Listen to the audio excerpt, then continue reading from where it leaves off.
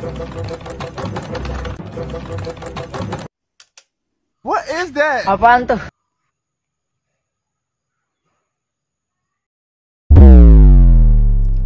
Caca, Iya, Mah. tolong bangunin papa dong. Iya, Mah. Papa. Papa. Ayo bangun. Manokwari 1 Mei. Yo, I'm back from the cave. Aku kembali dari goa setelah kemarin Arsenal kalah lawan Aston Villa dan Bayern Munchen di UCL. Ya, kapan kita juara UCL kita nggak tahu. Kita capek juga bagaikan piala emas terus dan piala FA terbanyak, lama-lama capek. Tapi ya sudahlah, it is what it is. Itu sudah terjadi dan kita fans Arsenal bisa keluar dari goa sekarang dengan hasil yang cukup baik, membantai Chelsea 5-0, yang mana Chelsea cuma bisa kasih shoot on target hanya 1, menang lawan Spurs di North London Derby. Ya itu cukup menjadi obat lah, walaupun nggak tahu kita bakal juara di liga atau enggak, kita nggak tahu bakal juara atau enggak.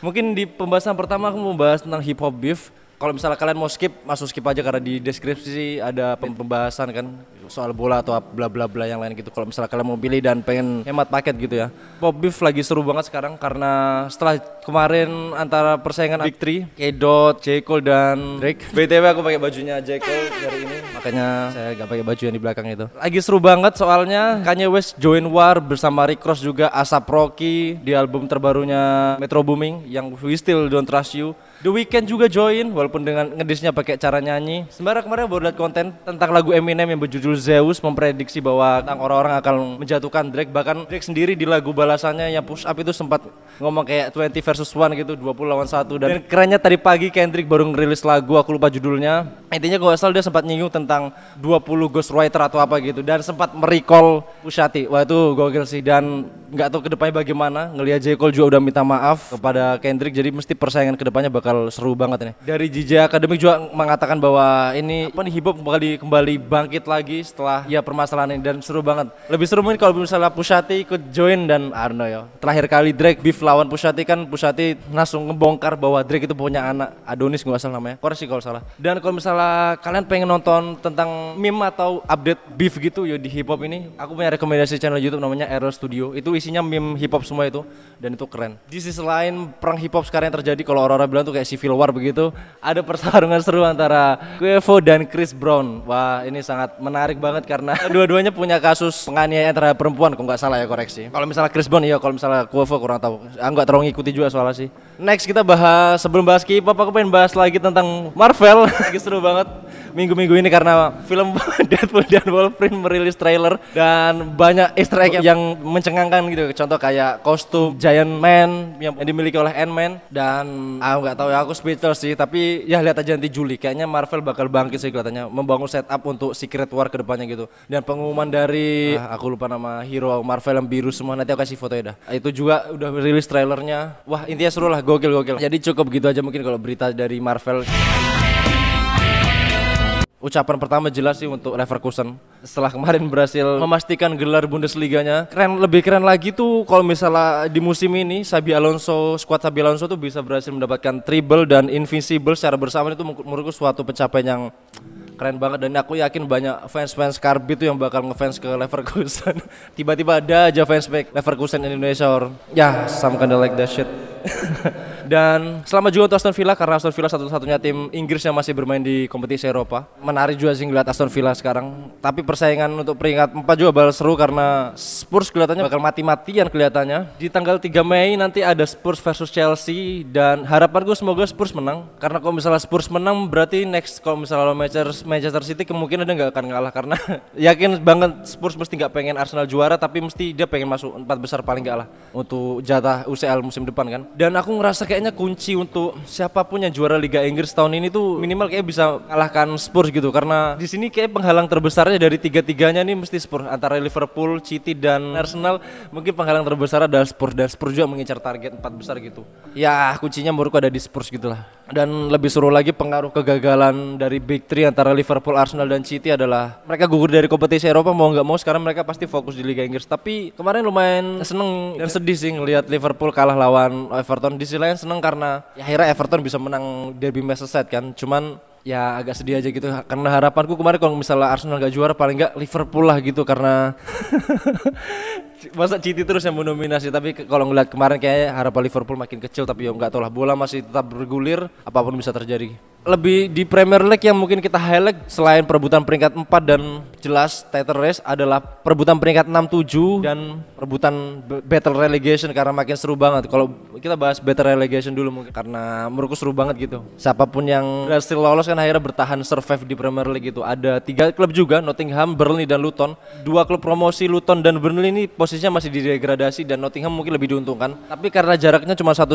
poin, kita nggak pernah ada yang tahu siapa yang akan lolos ke Premier League nextnya gitu. Tapi harapan semoga sih Luton ya, karena ya masih pengen lihat Luton berkembang lah, kayak bagus banget gitu. Ya itu juga nggak tahu, semoga kalau misalnya sampai akhir musim mereka poinnya masih ketat, kayaknya di match day akhir tuh bakal seru banget ya buat ngikuti drama-dramanya. Dan juga persaingan peringkat 6, 7 juga not bad antara MU, Newcastle, West Ham dan Chelsea untuk ya mungkin Bournemouth gak tahu ya untuk merebutkan 1 jatah di Europa League dan 1 jatah di Conference League tuh mesti aku yakin bakal mati-matian, terutama mungkin Chelsea gitu ya. Habis ini aku membahas kejujuranku tentang Chelsea dan MU gitu. Tapi lumayan respect sama Bournemouth karena ya biasanya Bournemouth mungkin peringkat 15 ke bawah atau enggak minimal paling 10 ke bawah gitu, tapi sekarang bisa masuk 10 besar tuh kayak achievement gitu ya, suatu progres yang bagus karena ada satu strikernya yang bernama Solanke. Dia masuk di top skor deretan top skor di Premier League. Dan besok bakal ketemu Arsenal, jadi harapanku semoga Bournemouth ngalah gitu. Andai kan misalnya besok ketemu Arsenal dan mungkin kejadian kayak tahun kemarin gitu, yang mana golnya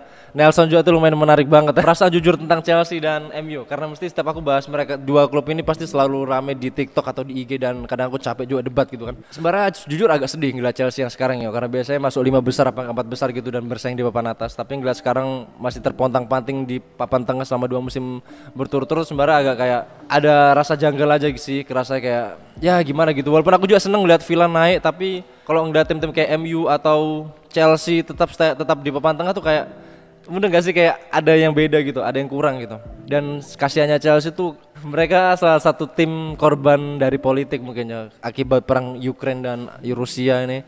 Ya 2 terbaik lah buat Chelsea sama MU lah. Paling gak mungkin musim depan kalian main di liga kompetisi Eropa gitu, 2 terbaik aja lah. Terlebih untuk Chelsea karena squad kalian juga wow.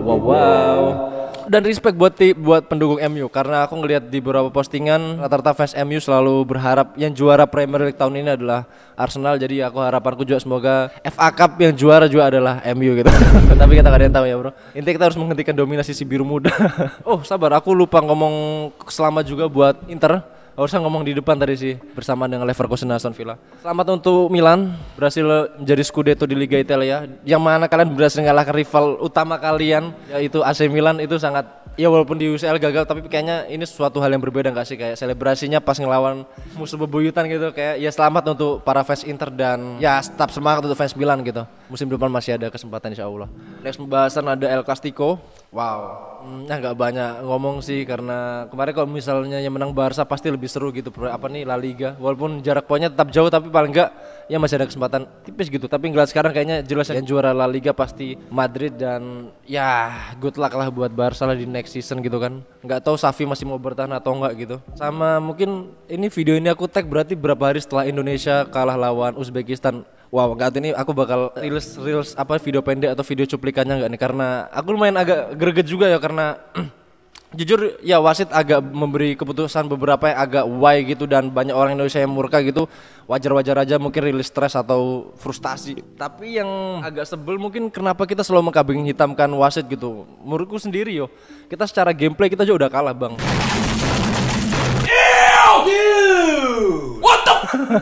Kita secara gameplay sudah kalah, secara squad juga udah berat. Apa yang kita harapkan? Kita mau main counter attack, long ball, berat Bang. Bahkan dari pertandingan, dari awal-awal match saya udah kelihatan kita kekunci. Mau build up aja susah gitu. Menurutku kita kalah 2-0 kayak udah ya syukurlah, maksudnya not bad lah ketimbang Sembara. Menurutku bisa 4 sih Sembara kemarin Uzbekistan tuh. Untung beberapa kena Mister Gawang gitu kan, kena tiang.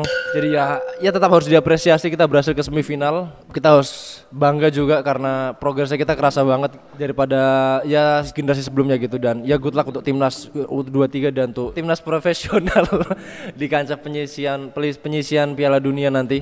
Entah lu main Juni mungkin atau Juli nggak tahu ya. Next matchnya kita kan mesti lawannya cuman Filipina dan Irak gitu. Ya pasti semoga lolos lah, masuk 2 besar kita. Kartu merah dari ada yang kena kartu merah itu menurutku mungkin clearance ball ya, membersihkan bola. Tapi untuk kalian fans City atau Liverpool mungkin kita bisa samakan gak sih case-nya sama kayak Doku yang kemarin niatnya mungkin membersihkan bola tapi ngangkat kaki terlalu tinggi dan kena dada gitu. Apakah menurut kalian sama gitu? Kalau menurutku mungkin ya hampir-hampir sama juga kan. Dan ya menurutku nggak harusnya kartu merah juga. Tapi kalau misalnya kalian punya pendapat lain gimana gitu dan mungkin asik untuk dibahas gitu kan. Sama offset, kalau offset sih menurutku memang offset sih. Jadi ya udahlah tetap stay halal brother dan aku males. Boy, saya kawin boy. Hidup lo kawin aja boy. Belum cukup umur boy.